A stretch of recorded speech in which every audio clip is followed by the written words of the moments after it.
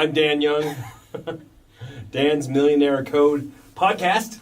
I'm here with Sean Whalen, insane entrepreneur, Jedi, and author of How to Make SH special symbol T happen. So Sean, I see you at the gym all the time, all over social media, taking over the planet.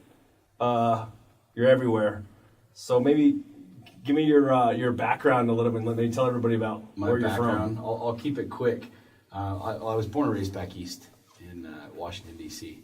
Moved to Utah in high school. My parents split up and yada, yada, yada, the whole thing. So I was really successful at a young age, made a lot of money, had really no guidance, no mentor, no what do I do when I'm making $100,000 a month in my early 20s kind of a deal. And so I invested and went crazy. And when the market crashed, I kind of found myself in a predicament, was making millions but losing millions, and kind of went through what I like to call a midlife crisis. I don't really know what those are. Like, no one's really defined what a midlife crisis is. Some guys go buy cars, some guys like disappear for years at a time, but I basically burned my entire world to the ground. I left my business, I left my marriage, and kind of had a meltdown, if you will, because found myself really successful and not really enjoying my life based off the rules that I was playing by. And so I decided to kind of put myself in my own wilderness for 2 years and figure out why I was even here. So wow, it's been a we'd have to make it a very long podcast to talk about all of it, but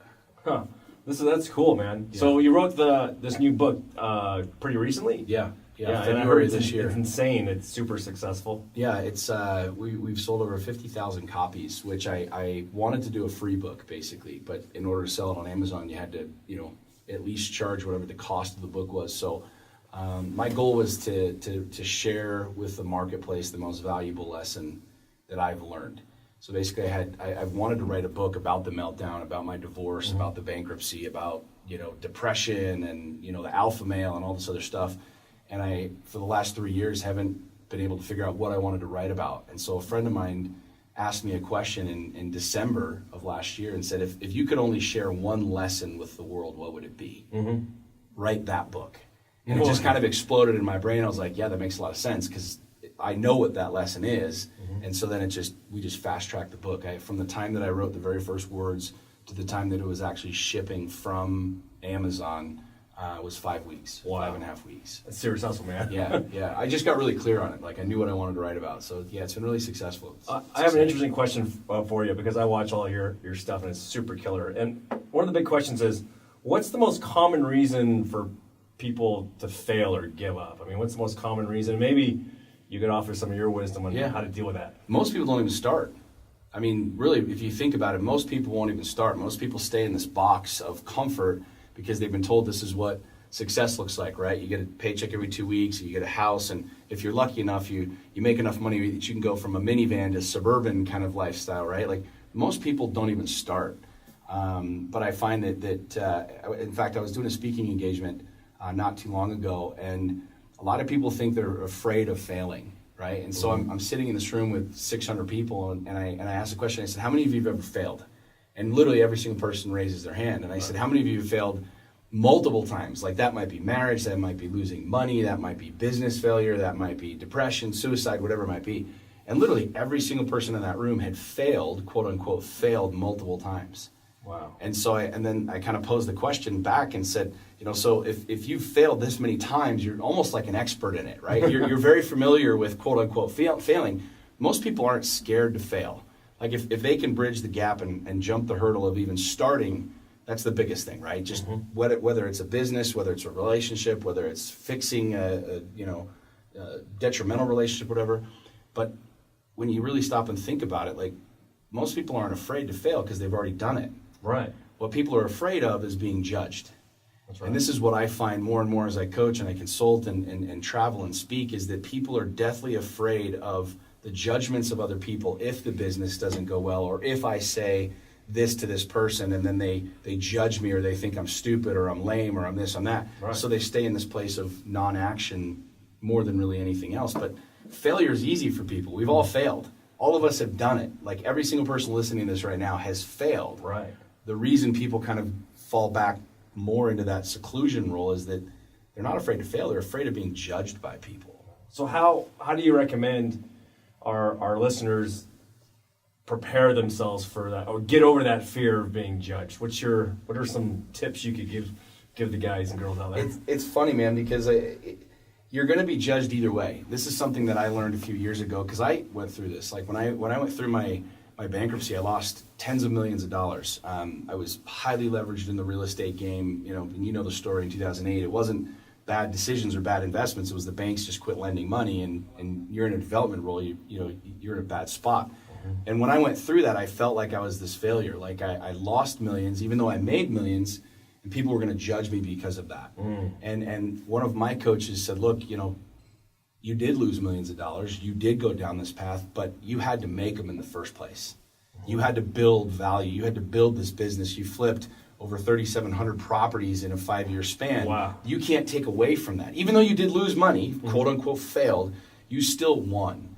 And so I think what's really interesting for people to understand is that you're going to be judged no matter what, right? We judge fat people and say that they're lazy, right? We judge ripped people that are in great shape and say, well, he's got to be on drugs. He's got to be taking steroids, right? The wealthy, we judge the wealthy. Collectively as a society, we judge wealthy and say, well, they had to have ripped somebody off or they're a trust fund baby. We're placing these judgments on everybody. And if you're poor, then you're lazy, you don't work hard, you don't have a work ethic. So no matter where you are on the spectrum, you're going to be judged. Yes. And I think what's really fun for me is getting to a place where I realize that that's real. Like somebody's going to judge me whether I have a lot of money or no money. People are going to judge me whether I'm in really good shape or not in good shape. Like what do I want? How do I feel? And when I just focus on me and not worry about anybody else and give a shit about anybody else's opinions, I have the most fun. But people are judging all day long. People are judging you, they're judging me. Everybody listening to this podcast right now is being judged in one way or another. Like getting over that is really determining what you want and focusing on that shit. Wow. That's pretty awesome. I'm going to shift gears for a second here. Okay.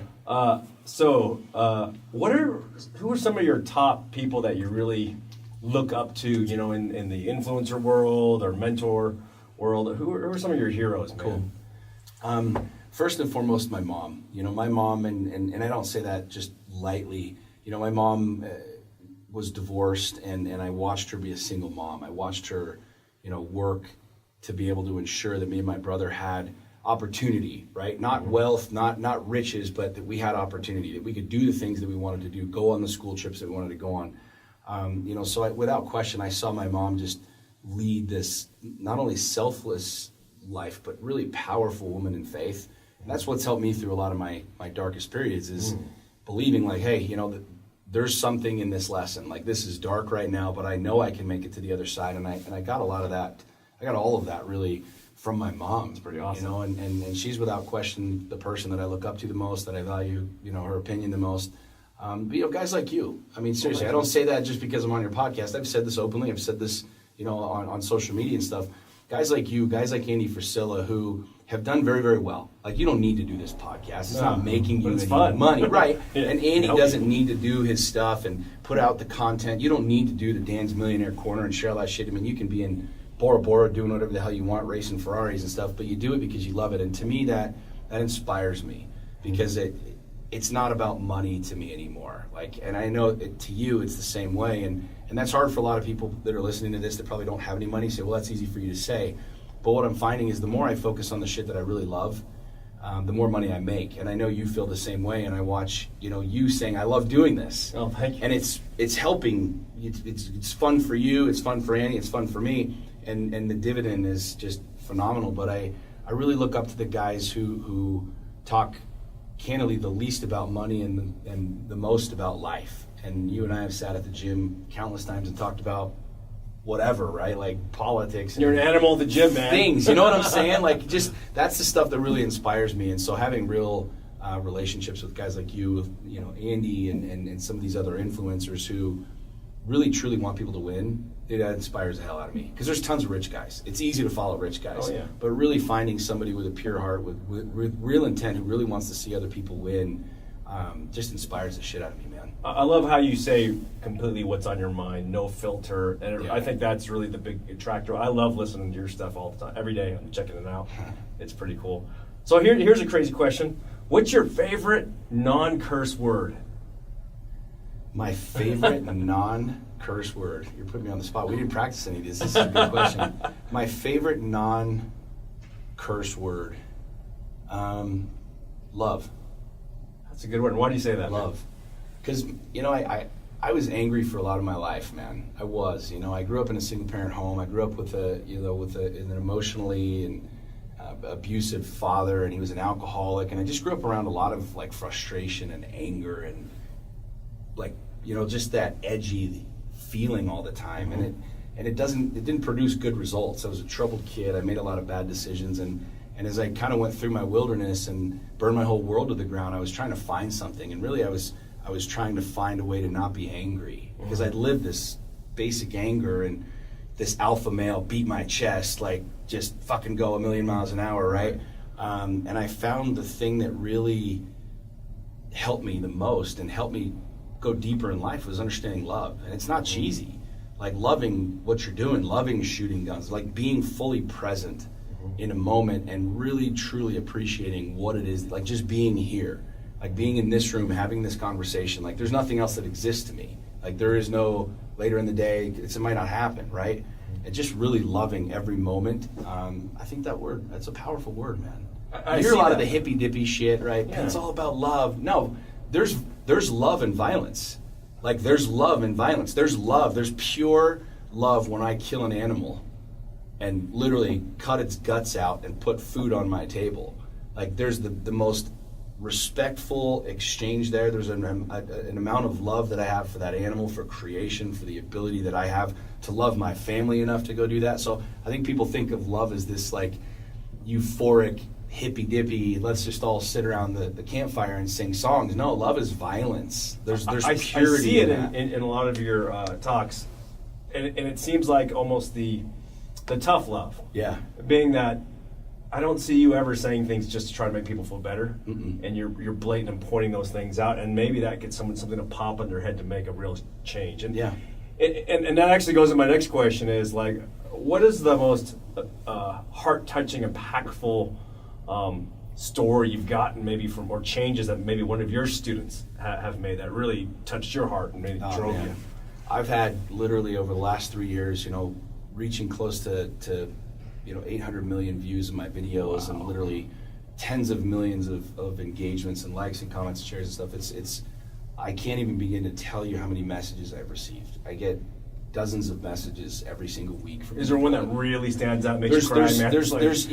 When a man messages me or a woman and says that they wanted to end their life, and somehow, some way, something triggered inside of them by a message. And I don't know how far they were. I don't know how deep they were. I don't know really 99.9% of these people. But having somebody message me and say that they reversed course, that they decided not to end their life is so fucking powerful for me. Mm-hmm. I actually recently had one where a lady sent me a message and said that her daughter was struggling with depression and thoughts of suicide, and they had her on medicine and therapists and all this other stuff. And she said she felt compelled to just give her my book. Now, this is a book that has swearing in it, where I'm like raw. I talk about sex, I talk about politics, I talk about relationships, I talk about my depression, I talk about a lot of shit. She said she felt inspired to give her daughter this book.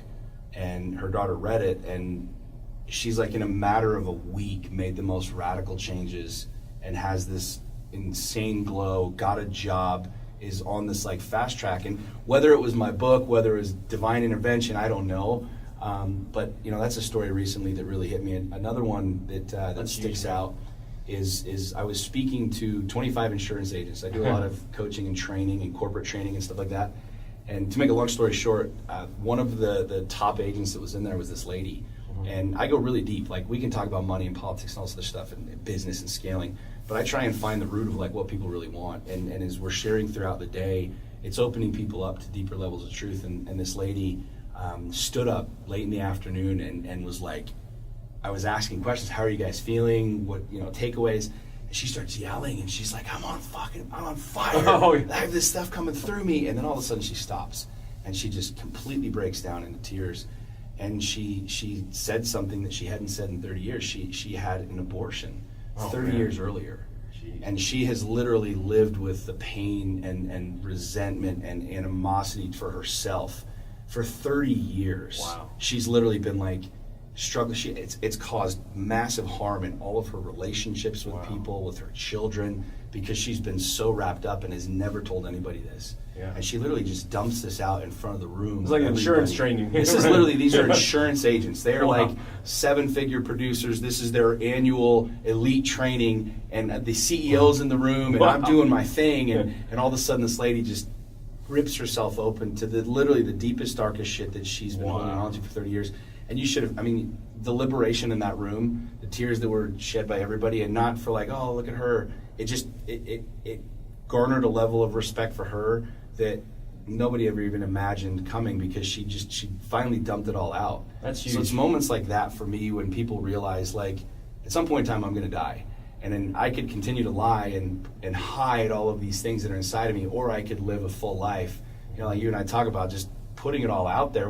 If people are going to judge me no matter what, there's nothing more liberating, there's nothing more, you know, positive for me, pushing me to continue to share my message than watching somebody do something like that. It's just powerful shit. We continue to watch your fan base grow, and it's kind of funny, both me and you, sometimes we get haters and we got people that really love us, so seems like a lot of people are talking about it. A lot of people are talking about what you're doing, and you seem to be attracting and helping a lot more people than you're getting haters, so well, that's cool. That tough love, man. I mean, you know, there's a lot of things people don't want to hear, you know, like it's just high fives and ass pats don't really get good results. I've found, for me, my own. I mean, there's a time and a place for hugs. There's a time and a place for all that stuff. But at the end of the day, man, I might not have another day, and so I don't feel like beating around the bush and dicking around with like superficial conversation and superficial business and superficial life. Like I want all of it. I want to suck every single thing out of this moment that I can every single day. And so, you know, when people ask a question, like I'm going to give you exactly what I think, exactly what I feel. I don't give a shit about your emotions. It's like, you asked me, here's what it is. And so that you know, here's your big chance though. Okay. What's one huge piece of advice that you can leave the audience with today that they could change their life with? And now, of course, they can follow you. We'll get to that. But what's one big thing, man? Hire a coach. Hire a coach, period. I will say this till the day I die, up and down, left and right. I don't give a damn if it's me, if it's him, if it's him. Here's why. Like, I know what I don't know. And that's probably one of the most profound lessons I've learned as a man, as a leader, as a business owner is, you know, I used to walk around pretending I had all the answers. When I didn't, I would pretend, and that built insecurities in me because I didn't really know, and then I'd lie my way out of shit. Knowing that I don't know something is liberating. And what I've chosen to do in my life is find people that have answers to the questions that I don't have, and extracting that information from them, right? And so many people listening to this are dealing with whatever it is, whether it's financial, you know, problems, whether it's emotional problems, whether it's drama with an ex, whether it's drama with a mom or a brother or a sister or whatever. There's so many people dealing with so much stuff, and really the definition of insanity is banging your head against the wall over and over and over again, expecting a different result. And so to me, the most powerful thing that I did was hire a coach, because I didn't have an answer. I didn't know how to not be angry. It wasn't like I didn't hire my first coach saying, help me make millions of dollars and figure out how to mask my pain even more. It was like, look, I don't know why I'm so fucking angry, but more importantly, I don't know how to not be angry. And so when you think about that, you know, people that are listening to this, you've been banging your head against the wall, whether it's trying to solve a relationship issue, whether it's trying to build a business or whatever, why not find somebody that's gone through exactly what you're dealing with, made it to the other side, hire them to teach you how to get to the other side? Because we can keep doing it, banging her head and banging her head and banging her head, or just say, I don't know, someone teach me. Like, it's the most liberating, powerful thing. That's my answer. That's 1,000 out of 1,000 times is hire a coach, because they see things you don't see. They will help you shorten up the gap of where you are currently to where you want to go, right? I mean, if I would not try and build a computer company or start something, I'd be stupid to do. I would call you and say, Dan, all right, what's it going to take for you to spend a week with me to teach me everything that you know how to build it? And you would do that. You'd say, okay, well, it's $1 million, or it's $100, or, you know, buy me a bottle of whiskey, or whatever it is. Like, you know, I want to know everything that you know so that I can get to the end result quicker. Smart. And if that's fitness, you know, go to the gym and you can get all the free crap at the $10 a month gym, or you can pay a trainer to get you really, really, really big results really quickly. There's so much genius and there's so much power in hiring a coach and having a mentor and having a guide in whatever area. I have a fitness coach, I have a business coach, I have a quote unquote life coach that helps me with personal shit, and it works, man. It does. I agree with that, and I Yeah. have a lot of coaches and mentors too as well. Yeah, I know that you do, and that's huge. I mean, even if you think about it, like people say, "Oh, well, I'll just figure it all out." Real men just figure it all out. You show me somebody successful, and I'm talking like top of the game, right? Top of the game, they have coaches. Oprah Winfrey, multiple coaches. She hires Tony Robbins. You show me a baseball player, a football player, a singer, an actor, a business leader, a CEO, and I will literally bet you all the money that I have right now that every single one of those people have one or more coaches. I mean, athletes have multiple coaches, not only a head coach, but a strength and conditioning coach, a cardio, a fitness, a diet coach, right? Actors, actresses, CEOs. I mean, you have multiple coaches and mentors, and you're running a 9-figure business. You know what I'm saying? So it's like people that think that that's dumb or it's a waste of money or whatever. Why would you try and reinvent the wheel? Copy what works, which is follow what Dan's doing, follow what he's doing, copy that shit, and just duplicate it and make it your own. You know? And yeah, there's nothing that I could say would help people quicker and become more powerful than hiring a coach. Speaking of coaching, on all your social media channels, you give out lots of super value, killer free coaching, and a lot of it. You just click and you're talking about what they need to do. Where can people find you to get some of your Jedi advice? SeanWhalen.com is my main website, or Lions Not Sheep. I'm all over Facebook and Instagram and stuff. But yeah, SeanWhalen.com is kind of the main hub that we're pushing everything towards and do now. So yeah, we have tons. I mean, it's the same thing you've been doing, man. It's like value, adding a significant amount of value. So many people think like all of their stuff is secret. Like, oh, I got the secret sauce. Nobody has the fucking secret sauce, man. Like, the wheel is already round. All I'm trying to do is figure out how to make it go faster, right? Water's already wet. I'm just trying to figure out how to take one step bigger today, tomorrow, and you know, there's no secret sauce here. It's just hard work, man. It's getting clear and working towards whatever your goal is. You know, the biggest thing I've got out of all your material that I've watched is your ability to give people courage and give people just that little push to just go that much farther, to they're thinking twice to move forward. So, man, I tell you, I love it. I find it super valuable. Thanks, dude. Appreciate it. It's really awesome stuff. So, man, I appreciate you coming down. I know your schedule's like you're That's like a maniac, we, man. We were going to talk about empire. supercomputers and all that kinds of other stuff. Yeah, we've got some crazy supercomputers here too. Yeah, you guys are killing it, man. You guys are doing awesome stuff. But your stuff, man, super impressive. Thank you. And I just love it. And I appreciate you coming on, and we'll be doing some more stuff together. Love it. I'm really Awesome. excited. Thanks, brother. Appreciate it. Okay.